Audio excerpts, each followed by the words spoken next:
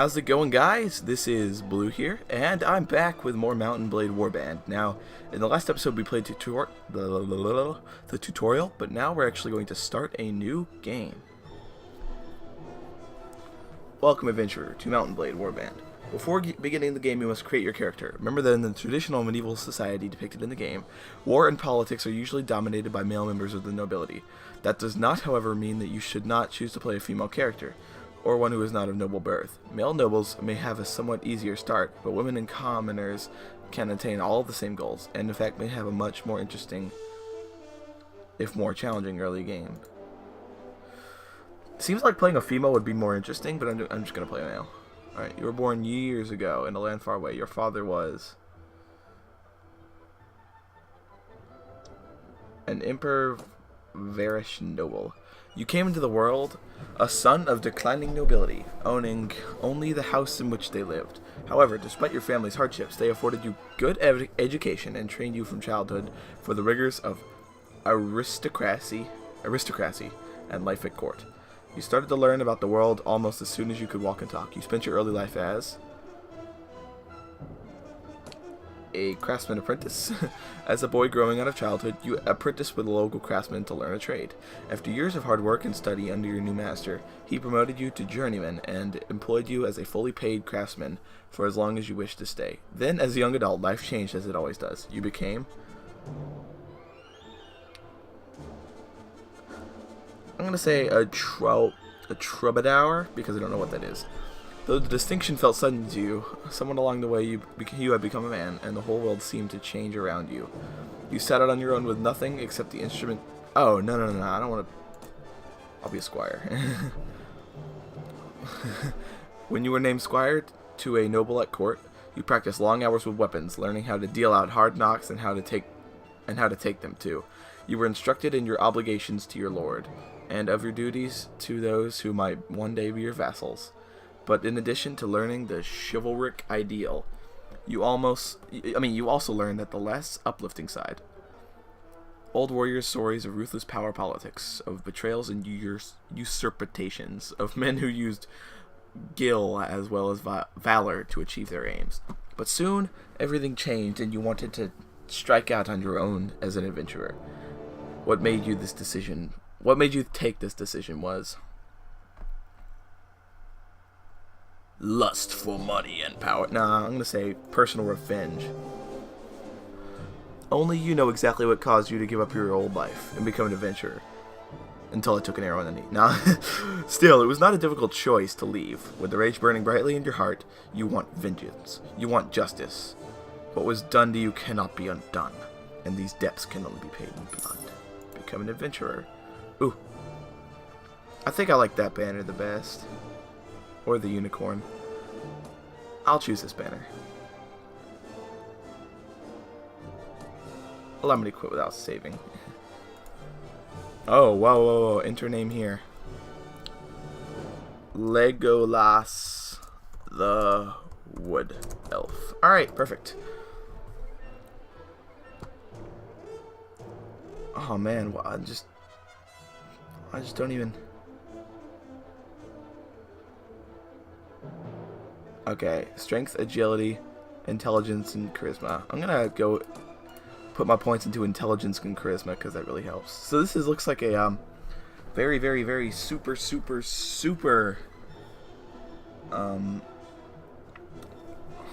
RPG game.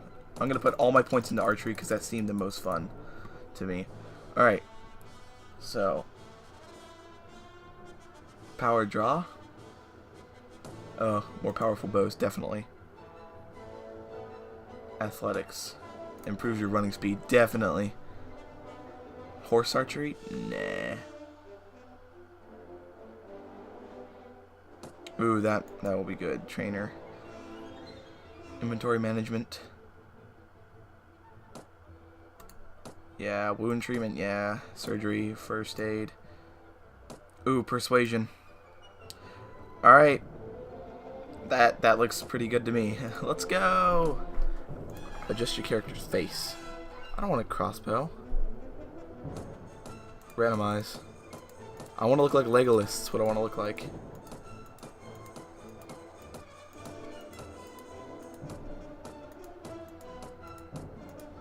Yeah, you can tell this game is very old, but it's a great game. I think that's about as close to Legolas as I'll get. I don't want to customize all this, so I'll just make it to where I have no facial hair. Alright. And then I'll try and get some elfy hair. That. Age. Down. Hair color, I want the Legolas white. Whoa, okay. Yeah, sure. That's good. Done. You hear about Calradia, a land torn between rival kingdoms, battling each other for supremacy, a haven for knights and mercenaries, cutthroats and adventurers, all willing to risk their lives in pursuit of fortune, power, and glory. Or glory, I'm sorry. In this land, which holds great dangers and even greater opportunities, you believe that you may leave your past behind and start a new life. You feel that finally, you hold the key of your destiny in your hands, free to choose as you will, and whatever course you take, great adventures will await you. Drawn by the stories you hear about Calradia and its kingdoms, you join the Saranid Sultanate sound pretty cool, but so does the Kingdom of the Vaegrs and the Nords and Rodoks and the Swadia. I'm gonna go with the Saranid just because they sound cool. The Bedouin guides choose your route carefully, leapfrogging through treacherous dune fields and across empty travel plains to low-lying oases rich with orchards and date palms. Your great fear was that the caravan might lose its way and perish of thirst. The small bands of raiders who hovered just out of bowshot, waiting to pick off stragglers, were oddly a comfort. At least water could be no more than a day's ride away. It was a great relief when the mountains came into view, and on the evening of the following day you crested a rocky pass into the distance. Could make out the sea, and the towers of Sharez silhouetted against the sunset. You are exhausted by the time you find the inn of Sharez, and fall asleep quickly. However, you wake before dawn and are eager to explore your surroundings. You venture out into the streets, which are still deserted. All of a sudden you hear a sound that stands the hairs of your back on end. The rasp of a blade sliding from its scabbard. Oh no. Oh, I just pressed Q.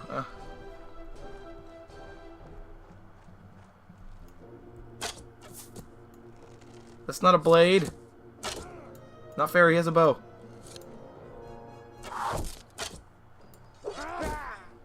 Oh.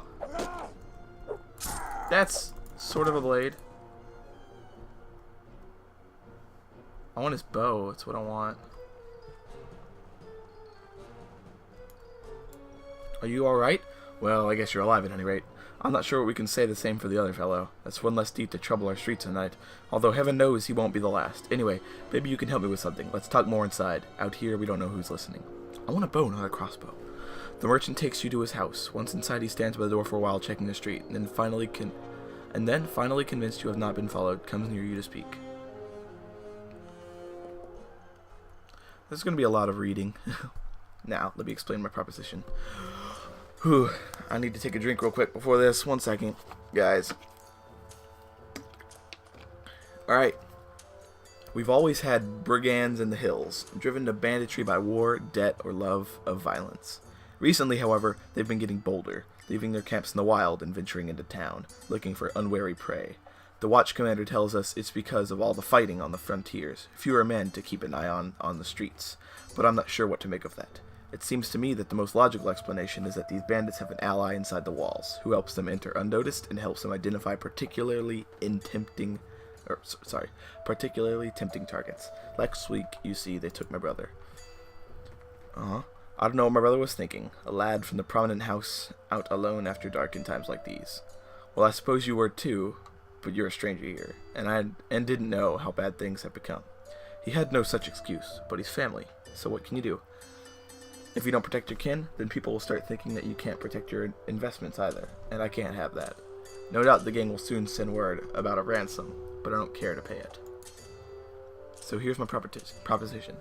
You look like you've had a bit of experience with a blade, and more importantly, you must have a bit of fire in your belly, or you wouldn't be coming to Calradia to seek your fortune. So here's what I'm asking you to do. Gather a small party, track down these bandits to their lair, teach them a lesson they won't forget, and get my brother back safe. In return,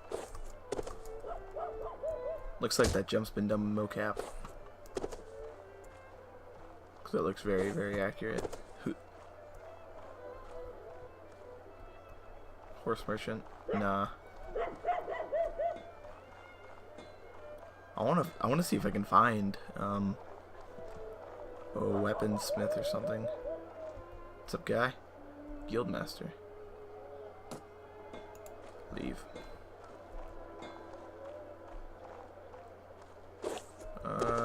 Look, see, I've been blocked off from up there. Alright, well, looks like we've had quite a lot of Mountain Blade Warband going on. I'm gonna try and get my bearings real quick and see if I can find a weaponsmith in this town, but I think I'll leave you guys here for today. Let me know if you like the series. If you don't, it'll be fine. Oh, there is a weaponsmith. Alright, awesome. So I'll talk to this guy first before leaving.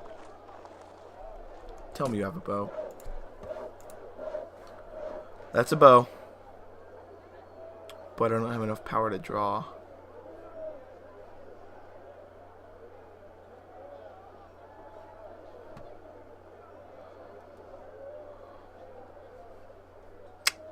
Man. I think I'm gonna go ahead and sell that.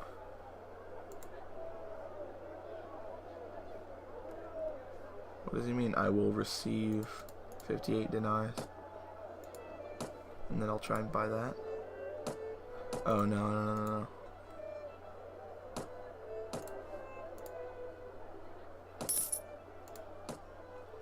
Alright, so I want to see if I can actually equip that bow or if I have to.